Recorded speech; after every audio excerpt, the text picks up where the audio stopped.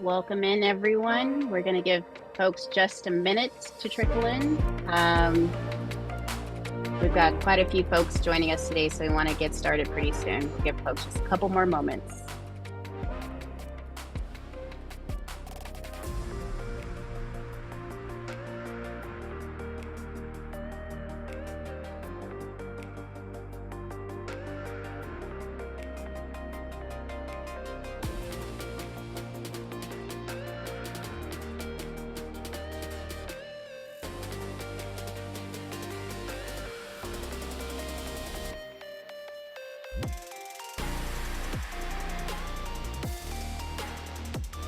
All right, I think we can get started for today.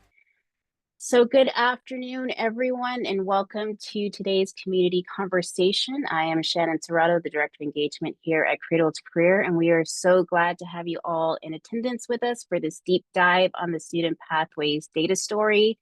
We launched the dashboards just one calendar month ago today, and so we are just so grateful to be with you all to help folks better understand how to use the tools and to answer any questions that you may have. So again, we have a full session. We've got plenty of folks on the line.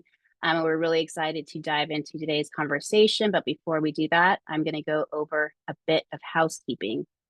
So first, this meeting is being recorded and will be made available to the Cradle-to-Career YouTube page, as well as posted to the Cradle-to-Career site under our meetings and community conversation pages in the coming days. Equity and accessibility are central to our work, and our meetings are available in the languages needed for the populations that we serve. So today's meeting is closed caption enabled. To turn on captions, click the three dots to the far right bottom of your screen and select captions. You can also select your preferred language by launching the CC button at the bottom of your screen. We are also glad to once again have Spanish interpretation services offered for today's session, with a big thanks to Mark Gutierrez for joining us this afternoon. And with that, I'm going to hand it over to Mark for a few instructions on how to enable interpretation for today's meeting. Thank you, Shannon. We'll provide those language access instructions here in Spanish first for the benefit of those listening in. Muy buenas tardes a todos que nos acompañan. Queremos dejarles saber que para la sesión de hoy tendremos interpretación disponible. Para escuchar el programa en español, seleccione el icono del globo terráqueo que aparecerá en la parte inferior de su pantalla en un momento, que dice Interpretation, interpretación. Luego seleccione su idioma Spanish o español. Y de ahí podrá escuchar todo el programa en su idioma. And for those listening in English, if there happens to be a comment or question given in Spanish, please select the globe icon that will appear at the bottom of your screen in just a moment that says interpretation. Then select your language, English, and you will then be able to hear a live rendering of that comment into English. Thank you, Shannon. Back to you. Thank you so much, Mark. So with that, participants are muted for today's meeting, but you're welcome to ask any questions that you may have in the chat. But as I mentioned, we've got quite a few folks on the line. So if you have a specific question about the data story today that you want answered, please drop it into the Q&A, and we'll make sure that we can get to it time permitting. And finally, I want to highlight that we will be utilizing the community guidelines that we created with the public to guide today's meeting. We want to make sure that we're fostering a brave and respectful shared space, and we appreciate your commitment to creating community with us. Next slide, please. Okay, so now we're going to learn a little bit about each other. So about C2C, the California Cradle-to-Career data system was named in state legislation to be California's source of actionable data on research and education, economic and health outcomes for individuals, families, and communities. C2C has been envisioned to be the most inclusive data system of its kind in the nation, and we employ a three-pronged approach of community engagement to inform the development, interpretation, and awareness building about the data system. We're scaling tools to support college planning and transition, and we've built an analytical data set on education and job outcomes. And for more information, we have a handy infographic available on this slide, which we will also drop into the chat. Thank you, Angelique. Next slide, please. So with that, we want to hear from you. We hold these community conversations to have a direct line of communication with the public, and we want to learn about who's joining us today. So we've got some questions for you. The first one, please share your name, your job role, and where you're joining from today. We're going to get a little bit into this later today, but it's helpful for us to know the types of jobs and roles you all hold as we think about how we can tailor our content going forward. So glad to have that information today. And I'm not going to be overwhelmed by the many folks who are on the line today. We're going to get through this list. So we've got Karen, Associate Director of Coleman Foundation, David Velasquez, thank you for joining us, Research Analyst, Los Angeles Southwest College. Beth Weinman, Fresno State. We've got Jaden Villanueva, Program Support. Carson, California. Tanya Larkin, Consultant. I think I saw Leslie, thank you for joining us. Now they're coming in so fast. Rocio with Wested, thank you again for joining us. We've got Juliano, Mia Seguru, Marissa Castellano. Thank you, Wested. We've got lots of Wested folks in attendance, so thank you to all of our Wested folks. Nathan Pellegrin, Joanna Murray, BPPE, also C2C data provider, Dr. Colleen Maldonado, Director of Educational Partnerships at CSU Long Beach, Irene Garcia, Program Officer, Angela Estrada, Public Advocates. Okay, we're going to get into the next one. Please continue to drop those in.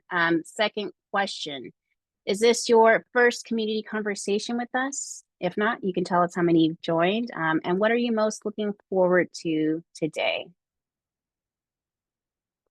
Going back up, thank you, Audrey, for joining us. Pamela, Cameron, thank you all.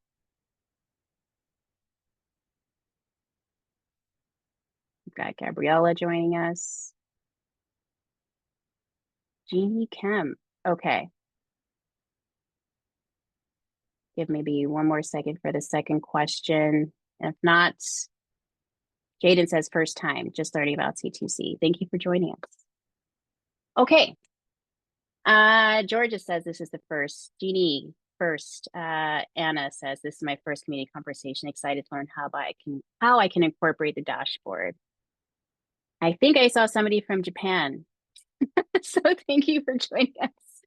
I don't know what the time difference is, so we appreciate you. Andres says this is your first meeting. Okay, last question to help us get into the right frame of mind for today's conversation. What do students want to know when thinking about their education and career plans? I'll give folks a little bit more time to think. I'm going to go back and read some other additional answers. Shireen says, I believe this is my first, looking forward to more info. Jeannie, perhaps, communication analyst, Cal State Monterey. Joanna Murray says, if the path they are choosing will be financially wise. Yes. Dr. Colleen Maldonado says, is this a high growth career and will it pay well? Linda, what's the salary range? How much education is needed? Mia says, time to graduation, career, and salary outcomes. Thank you. Shireen also says they want to know the easiest way to get a high pay rate. All right. Thank you all. Keep those coming if you have more answers. We're glad to have them, but we're going to get into today's session. Okay, so as I mentioned, we've got a full agenda ahead, and we're going to start off with a quick update on the work at C2C. As always, folks like to know what we've got going on, so just give a quick snapshot of that, and then we're going to do a walkthrough of the Student Pathways data story before we turn to the heart of today's session, an interactive activity that we will guide you all through how to use the dashboard features. And then we'll hear from our data programs team who will answer questions about the data story before we turn to Q&A to close the day. Next slide, please. So with that, I'm just going to share quick updates. We've got a lot going on, but I'm very excited to share that just a little while ago, May 9th, C2C's governing board voted on the largest data expansion to date. With the board's approval, Cradle-to-Career will now include the Labor and Workforce Development Agency's California Workforce Development Board and Employment Training Panel to its list of data providers. Additionally, the data system will include crucial labor data to help Californians better understand how job training programs are equipping the state's future workforce. And we're really excited about this, and we encourage you all to stay tuned for what's to come. I also want to thank many of you who applied to be on C2C's advisory boards this year, data and tools and community engagement. We received over 100 applications this year, so thank you all for your ongoing engagement. The application process closed last night at 11:59. But if you have folks who would like to share their support for you, words of encouragement as a part of your application process, you still have time to get those letters of support in. We have one more week. That part closes on May 27th at 11:59 p.m. So that is available at the link below and also dropped into the chat. And then I'm just going to read this comment because Takao says, how to apply C2C in Japan. I believe this is a very meaningful initiative. We're thankful for having you joining us from across the world. Thank you. All right, so with that, we're going to head into today's session. I'm going to hand it over to Dr. Elizabeth Parati, C2C's Research Data Specialist, to kick us off today with a walkthrough of the Student Pathways data story. Over to you, Elizabeth. Thank you, Shannon. Let me just share my screen. Okay, can you guys all see the data story? Perfect, thank you so much. Okay, just get this good to go. Okay, hello everyone. My name is Elizabeth Parati. I'm a research data specialist here at Cradle-to-Career. And so I'm going to lead you all through a quick overview of the Student Pathways data story. I'm going to go through it quickly because I want to make sure we can get to an interactive part at the end. So if it seems like I'm kind of breezing through this overview, just know you're going to have a lot more time to interact with it later on. So just to kind of give everyone a very quick kind of overview in case you're learning about C2C for the first time, maybe you haven't seen the data story before. Just to get everyone up to the same page, C2C's first dashboard is called the Student Pathways Data Story. That's what I have here. And this data story focuses on how students are navigating to and through college. And so the real purpose of this data story is to connect families and educators, policymakers, and advocates with insights about pathways that students in their communities take to get to college and then earn wages afterwards. And so our hope is that the end users of this dashboard will take their learnings and use those insights to help students that they support or to help serve their communities. And so the data story I will go through has 6 total visualizations. I think about it broken into 3 main sections. And so we start with a first section that has a visualization or a chart that shows you a longitudinal view of paths that students take to get to college and then earn their award. Whereas then the second section has a couple of visualizations that show you more snapshots or up-to-date views of things like college enrollment, the types of degrees and certificates that students get. And then the last of the 3 sections has a couple of visualizations that show where we connect that higher education and K-12 data to our wage outcomes. So that's the data that we get from the employment from EDD. So everything here, I'm kind of showing you here just a piece that this is everything is connected through a narrative that provides a lot of guidance for users on how to actually interpret all of the charts. So if you're someone who isn't super familiar with using dashboards or data to inform your decisions, we're hoping that we've given a lot of guidance here to structure this for you. So I'm going to start going through, and one key feature of this data story that I want to highlight, and this is going to be relevant for the activity that we'll do in a bit. We have this ability for users to apply filters here through this bar. And so users can choose between looking at specific school districts or state legislative districts to give a more local view of the data story.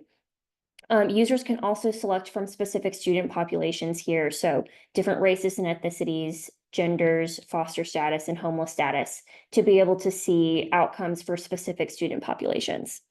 And when you apply one of these filters, then everything on the data story will update to be limited to just what you've selected.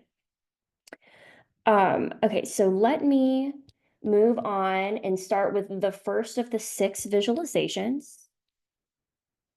like it's rendering. There it goes. Okay, so this is the first visualization. CT on the C2C team, we think of this kind of as like our flagship, jokingly our like mascot. So the first visualization here is the pathway diagram, sometimes also called a Sankey diagram. And so this chart really grounds the user in a longitudinal view of student pathways. So thinking about the movement of students over an 8-year period of time, from where they graduate from public high schools to the different degree outcomes that they may have. Okay, and then moving on, the second of the 6 visualizations is a stacked bar chart. And this shows the breakdown of first-time college enrollment by different student populations. And so one thing to point out here is that if I apply a district filter, so say, for example, let's do Los Angeles. If I apply a school district or a legislative district filter here, I can compare the statewide breakdown of who's enrolling in college for the first time to who is enrolling in college for the first time at that district level. Okay, go back up a bit. Okay. For the third visualization, we have a chart that shows the proportion of different degree and certificate types that are granted in a particular year. So this is a parliament chart, which is kind of like a pie chart, if you guys are familiar. So it's showing the parts of a whole. And so each one of the 100 dots on this chart represents 1% of the degrees and certificates that are granted. And there are different colors to represent community college certificates, associate degrees, and then bachelor's degrees for students who either transferred or did not transfer. Okay. And then the fourth visualization here is a histogram that shows the distribution or the spread of the data for how many years pass between when a student first enrolls at an institution to how long it takes for them to graduate. This tells us what students' time to degree is. And so we can look at different award types and see how many students finish in however many years. And so here I can look at associate degree, for example, in this changes and updates. Okay. And so the last 2 visualizations here are where we are connecting that education data to the wage outcomes. And so in this 5th visualization, we have an infographic that provides quick stats on how many students are working while they're enrolled in 2 or 4-year California public colleges. And we can also toggle here to see what the median wages are for students who are at 2-year or 4-year public colleges. And then finally, this last chart, this shows wage outcomes for students after they graduate, broken out by the type of degree or certificate that they earn.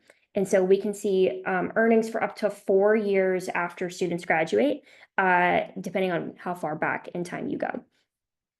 And so there's a lot more features to unpack here. Just very quickly, we have the ability for users to download data. We also have links everywhere to a data definitions like glossary page with a bunch of frequently asked questions.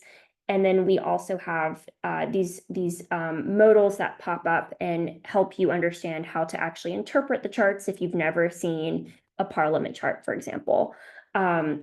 But I want to make sure we have plenty of time for the activity. So I'm going to move on to the next piece here.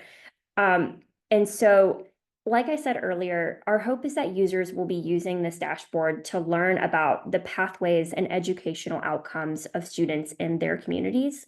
And so with that, I'm going to walk you through how to really make the most of the different filters that we have here on this data story. And so I'm going to structure this by using a Mad Lib like sentence structure that relates to different insights that you can draw from this data story. And so I think if there's any educators in the audience, this may feel a little familiar. But so the way that this will work is I'll first do one of these Mad Lib sentences as an example. I'll read out a sentence and show you how this connects back to the data story. And then we'll do another example together. And then finally, I'll give you all a few minutes to try it on your own, and we can share our findings out through the chat. And so along the way, I know someone from my team will drop the Mad Lib sentence structures in the chat so you can follow along, and you can access all of the prompts via the link in the chat. So with that, I'm going to start with a very simple first example just to kind of get our feet wet here. So the sentence structure I'm going to give is, I want to see the types of degrees and certificates that insert student population, students who graduated from insert district earn. So someone from my team will share this in the chat so you can read this yourself. Yes, thank you, Ryan. Perfect. Okay. So this is an example of an insight that someone could discover through this data story. And so I'm going to read the sentence back to you, but I'm going to fill in the gaps like with an example of those different variables filled in. So someone might say, I want to see the types of degrees and certificates that Hispanic or Latino students who graduated from Elk Grove Unified School District in 2021 to 2022 earn. Okay, so let's go find the answer to this. Let's start by looking at the Parliament chart. That's this third visualization here, where we're looking at the different types of degrees and certificates that students are receiving. And so I can apply my district filters. So I said Elk Grove. I can type in search for Elk Grove Unified. And let's take a look at Hispanic or Latino students. I can apply these filters. Okay, and so you can see how the data here in this chart has updated to reflect Elk Grove Unified School District. These are students, Hispanic or Latino students. And now if I want to, I can go back and look. Maybe I'm interested, say, for example, in the effects of different types of degrees and certificates from the pandemic. So I could look at 2020 to 2021. We'll look at 2021 to 2022. And so you can see here how this updates when I've applied different filters. Okay, so simple, straightforward example. Let's do another one together. And this time I'm hoping that you guys will all follow along and please apply filters that are of interest to you. And so I'll give you another sentence structure and we can fill in those gaps together. So the sentence for the second structure here is, I want to see the race and ethnicity breakdown of first-time college enrollment for students who enrolled in insert institution types and how that differs between insert district and the rest of the state. Okay, so let's fill in those variables. I'll start with one. I'm going to say that I'm particularly interested in who enrolls in four-year colleges. But does someone want to give me here in the chat maybe your school district or your legislative district that we could look at? It's going to probably be like pretty much whoever chimes in first.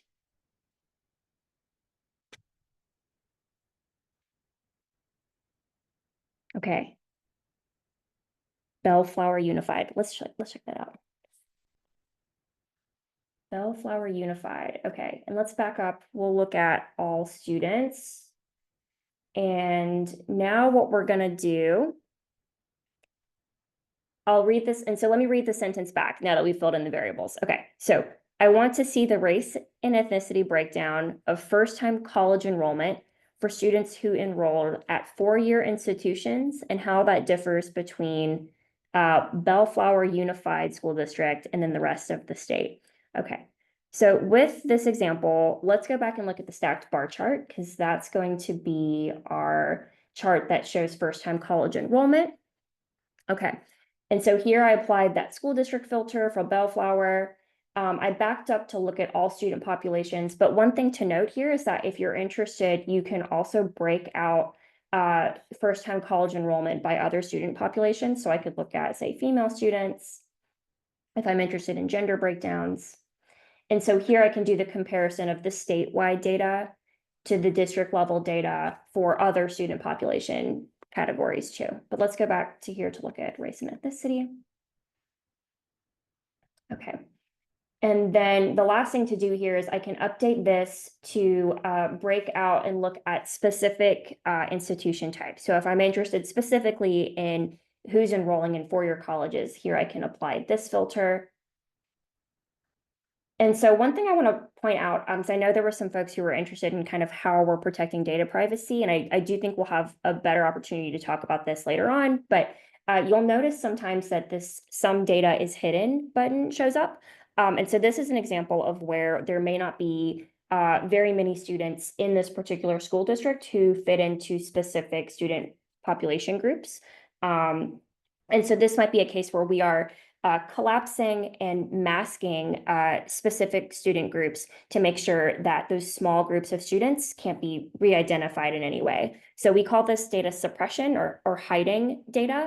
And it's just one of the ways that C2C has really sought to protect student privacy when there aren't very many students in particular groups. Okay, so that's the second example. And one thing I also just want to point out is that in these cases, sometimes where there's small, like little bars, you can always hover over specific bars to get more information. You can also download the data for this particular chart with these filters applied to be able to reconstruct this yourself if you're interested. Okay. So I'm going to back out of the dashboard for a moment and go back to the slide deck. Okay, you guys can see this? Great. Okay, thank you. All right. So now what I want to do is encourage you all to try to play with these filters on your own. And so I'm going to give you some additional sentence structure prompts. I have a few ideas. These are both related to the wage outcome visualization. So that's the sixth one, the line chart there. And so I encourage you to, look at your own school district or look at your own legislative district or look at students, from your community. So the first example I have here is where you can fill in some blanks is I want to see how much insert student population students who graduated from insert your district in insert year made after they earned and then insert your degree or certificate type. I also have another example here for those who maybe you've played with this dashboard before and you're like, I want more.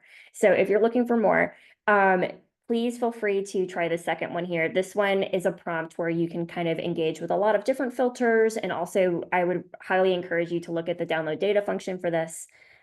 So you can try, I want to see wage gaps between, and then you can compare student populations or districts.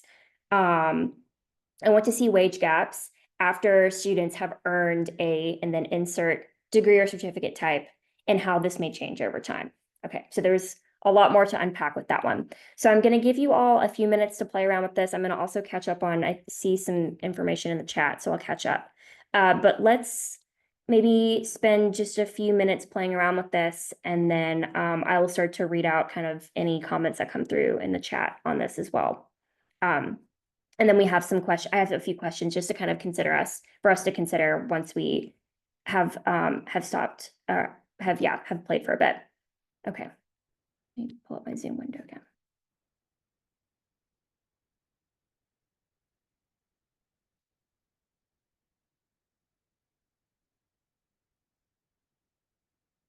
I see that Elizabeth's question about charter schools was answered. Thank you, Ryan.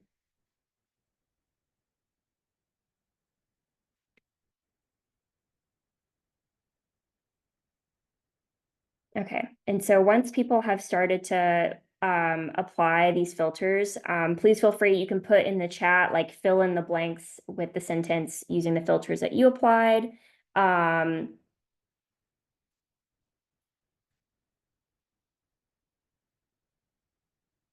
Oh, Ryan, it looks like you responded to Elizabeth's question. So Elizabeth, just to voice over what it looks like Ryan accidentally sent it to the host and the panelists. But yes, any public school that graduated high school students is included in this dashboard. And so that would include charter schools.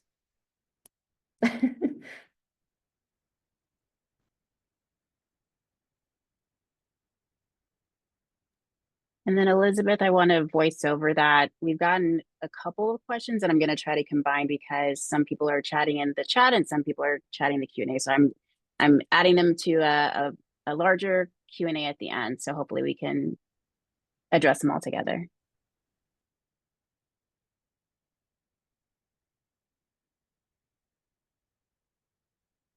If a student, okay, so Nathan has a question. If a student earns multiple degrees or certificates across segments, are all of these outcomes counted in the charts, or is only one outcome counted per student? So I can answer that one. In general, so we are going to go with the highest level of degree or certificate that a student has earned. Say, for example, like in the line chart, if a student has both a community college certificate and a bachelor's degree, they would be included in the bachelor's degree line.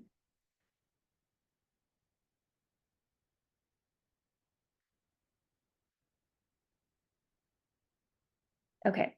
So hoping that folks have been able to test this out and have been able to look at that line chart visualization and apply different filters, see different wage outcomes.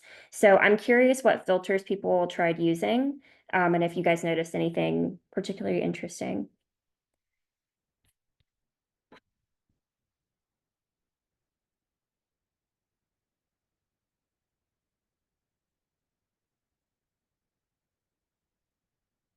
Okay, people could be typing. But so one other kind of food for thought question is just like maybe to consider how might you convey your results, not just for this visualization, but really for anything that you find, any insights that you find from this data story. I want you all to maybe think about like how you would convey your insights to your colleagues, or Takao had a really great comment about motivating students to pursue higher education. So how might you communicate things that you find from this dashboard to colleagues that you work with or students that you know? So please feel free to jump in.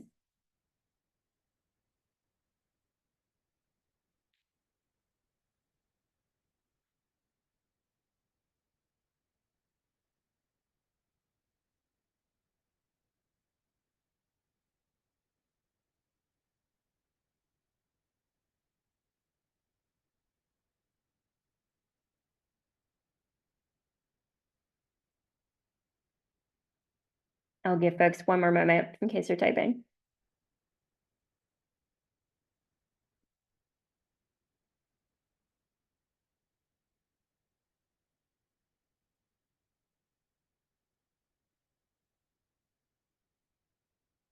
Okay. Well, hopefully this was got you excited about being able to use the different filters within the dashboard. Hoping you guys will be able to dive deeper and oh, Linda, okay, so our district is so small that essentially all the data is hidden. Okay, so if you're from Butte County, crying face emoji. I'm sorry. So that's actually, I have one kind of almost recommendation, or I don't want to call it a workaround, but I guess just a potential way to be able to look at these small school districts where data might be hidden. One thing to consider is that you can look up your state legislative district if you're still interested in regional outcomes, because these state Senate and Assembly districts tend to be at a kind of larger grain than some of the school districts. And so this can be one way of still being able to understand what students from your region, what their outcomes are, even if you aren't able to look specifically at your school district. So it's just one thing to consider.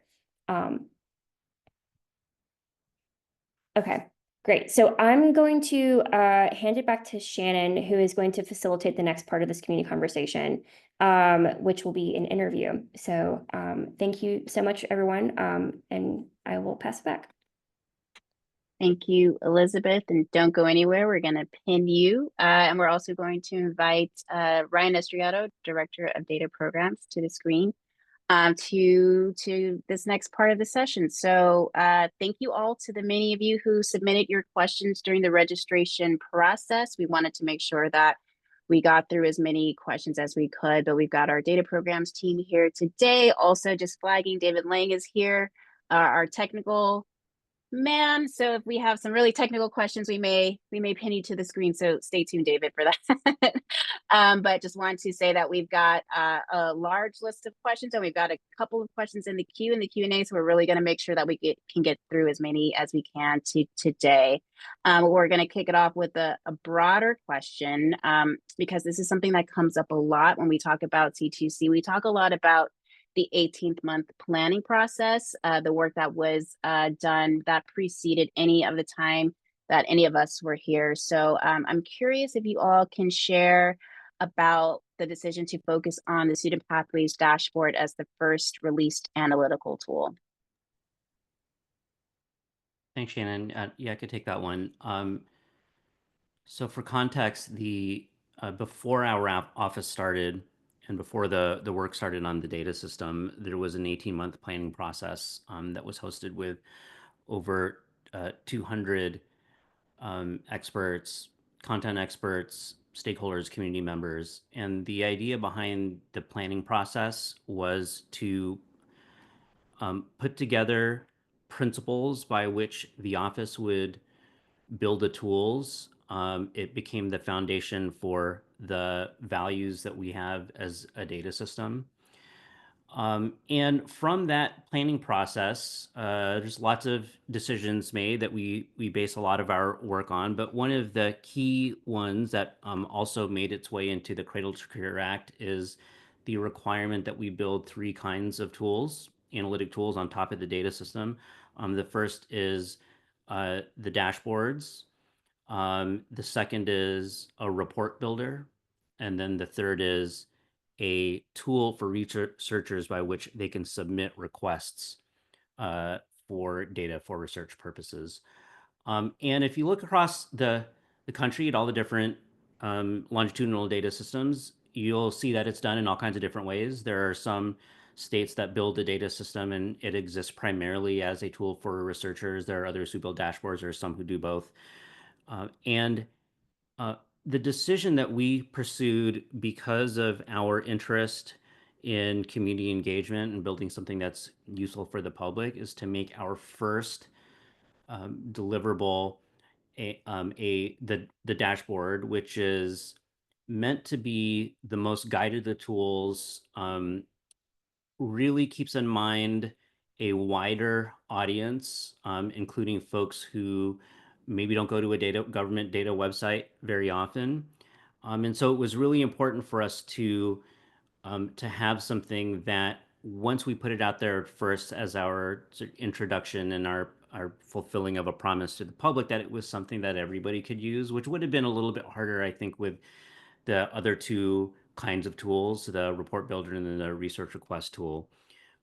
The only other thing I'll say about this is that data is best interpreted in context. It's really important to have data doesn't mean anything on its own. It needs to be surrounded by other kinds of information. And so we hope that in focusing on a dashboard that is supposed to be across major milestones for students, that it'll act as context for the more specific dashboards that are planned. For example, we've just started work on the next dashboard, which is the transfer dashboard, which is a little bit more specific. But we hope that when that launches, the two dashboards won't be seen as separate things, but rather two sources of information that complement each other. So in summary, we wanted to get something out that everybody could use, not just a specific audience. But then also we wanted to give something that was broad enough that told a broader story so that as we make more dashboards that are more specific in their topic, they all work together really well. I don't have anything Okay. to add. I was just gonna say, I was gonna say I agree. Okay, great. So we talk a lot about protecting student privacy at Cradle-to-Career. Can you share what protocols or policies were put into place for the Student Pathways data story? And then I want to call out specifically, we got a question from the public about how students and families will be informed about how and with whom their data will be shared. Yeah, I can start with this one. We get this question a lot, and we understand why because it's really important. Certainly, these are questions that I would have also as a community member. So, the first thing that I'll say is it's an important question with really important answers, and so respecting that, we've built a section of the website that is just to answer this question. So I'm going to summarize it here, but just know we expect that folks will have this question over and over again, and that's an important thing. We like that our audience is looking out for stuff like that, and so we hope that having it on the website will give you a place that you can go to regularly to revisit the answers and also share it with other people who have similar questions. But let me summarize here. The most important thing that I want to say about this is and be super clear about is that the student pathway dashboard doesn't share any individual level data. So even if you go and you click into the download data part of it, what you are getting is a file that doesn't have any individual data in it, and in fact is the opposite. It only includes data at a large enough group size that it meets our multiple levels of rules that we meet for privacy purposes. So no individual data in the student pathway dashboard. That's why it's able to be public. It's all grouped up to aggregated up to a large enough size. So that's the first thing. That'll be true of all of our dashboards and also of our query builder or report builder tool. And then the second thing is that we're a government agency, and so as a government agency, we're bound by all kinds of privacy laws. So FERPA is one you might be aware of, but there are others. And within each of those laws, there are strict rules about sharing, and they're very specific, and we've got to meet all of them. And so that's the other thing that I would say is a lot of what goes into the design is not just the building of the visualization and the identification of the research questions, but also solutions in the design that meet our own standards for privacy, but then also the standards that are laid out in any of these policies. And again, all of that stuff on the website for you to go back to as much as you need to. Great. And I will just add on to that to say that when we released the data story, the dashboards last month, we sent out tailored communications to all school superintendents in the state. So making sure that they were aware that the tool had been released and that this information is there. And we also provided, we sent it also to all senators and all assembly members. So just wanted the flip side of the policymakers, but we created fact sheets as well as just long form emails about what is included, the data points included, how your students will show up, just so that to this point people were informed and that they can also share that with their folks. And so we try to be as transparent in every step of the process, including when we're talking about communication. So I just wanted to add that as well. Okay. Now let's dive into some specifics of the dashboards. Which districts are included in the dropdown? Elizabeth, I've been talking a lot. I want to check on my teammates and see if maybe somebody wants to take that one. Yeah, I can take that one. So this is going to be California public high school districts. And so these need to be districts that are graduating students. This also does include charter schools. I think there was a question about that earlier. But so schools that have only 9th grade students or only have K through 8th grade students would not be included in this first version of the dashboard. As Ryan said earlier, student pathways is broad, kind of, I think of it as like a survey of a lot of the topics that our other dashboards will go into a lot more detail on later on. And so some of those other pieces of students' educational journeys may be focused on later on.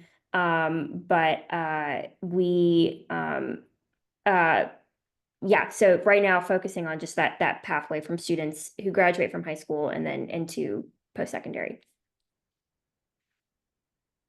Great, thank you. And I just want to voice over some answers that are being answered, or some questions that are being asked that we've answered. So Roxana asked about OpenAI, and so just acknowledging that OpenAI will not have access to the system. Just want to say that for everyone. And then also there was a question in the Q&A about special education, which Angelique has also answered there, noting that we recently added the Department of Developmental Services. So future state, we hope that that information will be included. Can you all hear me? I can hear you, yeah. Okay. All right. Sorry, Megan. I hope you can hear me at some point. We will move on. Great. Um, so we talked about charter schools. Can we speak broadly about who is included in the data story specifically? Yeah, we were talking about just thinking about like how, if somebody asks that question, how do we answer that? It's a hard question to answer because there are six visualization that's kind of different for each of the ones, but like I'll try my best to summarize. Up at the top, the pathway one, um, that looks specifically at graduates of public high schools in California in 2015, and that's just over 400,000 students. That one's a little different. It looks at that specific group of students. So that's visualization number one. And then the remaining five look at either students in, depending on the visualization, a year of enrollment or a year of awards. And then, of course, the numbers vary depending on the year that you can pick. So as Elizabeth showed you, you can pick particular years to analyze. But just to give an example, we go as recent as 2022, 2023 school year, and as far back as 2018, 2019. In 2022 and 2023, there were over 250,000 students represented in that particular um, chart, the bar chart. And so that gives you a sense of kind of the scale of students that you're looking at who attended a public college institution in our state. So that's in one of UC, CSU, or the community colleges. I don't know, team, if there's more detail that I missed there. No, I think that is, yeah, there is a lot of nuance, right? Because kind of like the bottom line for each of the charts might be a little bit different, just depending on like whether you're looking at wage outcomes versus like, who's enrolling in college for the first time compared to the Sankey. But yeah, I think you covered it, Ryan. Thank you. Okay. So I just spoke a little while ago about new workforce data points as well as new workforce data providers, but somebody asked about where does workforce data fit in? So can we speak a little bit to this today? Yeah. So I'll answer it in two ways. The first is we have some workforce data already, and you can see that displayed in visualization 4 and 5 of this one, where we start to explore wages as it's connected to college enrollees and public college enrollees and public college graduates. But the newer milestone that we reach in partnership with 4 departments from Labor and Workforce at the last governing board meeting is that we are bringing in more workforce related data. And I think what's important to know there is that what Cradle-to-Career does, how we work in a way that is complementary to our partners, is that we're looking specifically at the linkages across different data, and particularly from a human standpoint, these different milestones that Californians go through in their education, and then of course work, where one works and how much one earns is a big part of that story. And so we're really excited. You can go back to the board meeting, staff reports, and videos from a couple of weeks ago to look at more details there. But what that'll empower us to do as we work with our partners to bring more of that data in is to build a more complete story as it relates to employment and the linkages between employment and what Californians decide to do after high school, or what the high school experience is like. We're still in the early stages of that. We still need to bring that data in and look really carefully at where the opportunities are to display it. But the good news is that it's a pretty big deal that we've come together to be able to agree that that's data that we want to bring in. Great, thank you. Okay, a couple more questions. We got some other things on the deck, so I want to get through these and then we'll get back to some of the Q&A that we're seeing in the chat. But a component of the Student Pathways data story launch included a feedback mechanism to get input from the public on these tools. Can you share plans for incorporating that feedback as part of C2C's user-centered design process? I can take this one. User-centered design is very, very important to us.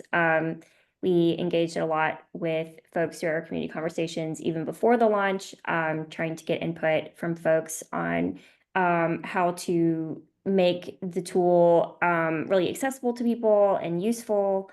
And so we are very much thinking of this first launch that we had last month as the beginning, as opposed to like, okay, we finished this, we're done, moving on to the next thing, right? Like, we know that there's a lot more that people are interested in. A couple people like in the chat have mentioned, you know, hey, I'm interested in occupation or fields of study, for example. Like, these are really relevant, really pertinent things that people, like lenses people would like to be able to include in this already existing story we've given. And so I can speak just a little bit about kind of like the way that we have already been engaging with a lot of different stakeholders and a lot of different end users, based off different backgrounds. So advocates versus policymakers versus educators, families, like kind of the whole end of the spectrum, trying to understand, and we're going to be continuing to engage, to understand and kind of take in input from a lot of different places and synthesize that and use that to iterate and improve with future releases. I can't make any promises around timeline of like when those future releases will be, but we know that there's a lot more to do. And so I think we're very eager to continue to keep that user input really at the forefront and let that drive kind of a lot of the design decisions that we make, specifically. So Ryan, do you want to say anything else about that? No, I think I think you covered it. I guess I'll just say one more thing about it, which is I also wanted to acknowledge that there's a lot of different use cases for government data, a lot of purposes, and in some purposes, um, for in use cases for government data, it makes more sense to put out reporting and then have that reporting never change. That makes a lot of sense for things like accountability and stuff like that, and um, I acknowledge that the public is used to that style of reporting. Our use case is a little bit different and allows us, and in fact is in the California Cradle-to-Career Act, um, requires us to be constantly listening and improving the products as we go along. And I think to some folks that might feel a little bit different for the way government data works. I mean, we get that, but we also think there's a lot of advantages to that when it's allowable, in the sense that the best way that we can make these tools useful for y'all is for us to see you use them, and then for us to have these conversations where we talk about that, and that becomes really important information, for us, that we analyze really carefully to drive the way we improve not only this one but then build new ones too. And so that's something I think I hope that you have seen that in your conversations with us thus far, and you can expect more of it because it's very much the way that we work. Thank you. Okay, so last question. A very important question. Are school leaders and teachers being trained on how to use this tool? And I can take this one. Glad for anybody else to join, but just want to acknowledge that this was by far the largest piece of feedback that we got from the public. Really encouraging to see that people wanted to engage with C2C, engage with the office on how to use their tool and bring it back to their communities. So just thank you for your interest and engagement on that. I will also say that we are a very small team, a team of 26. And so we are spending this summer thinking about how we can cast a wide net and reach as many audiences as we can without being able to go into the field as much as we would like up and down the state. And so the first part will be thinking about how we can expand our library of tutorials. We launched 3 tutorial videos, which shows users how to engage with the global filters. There's 3 more planned on deck, so we hope that we can get those out into the world soon.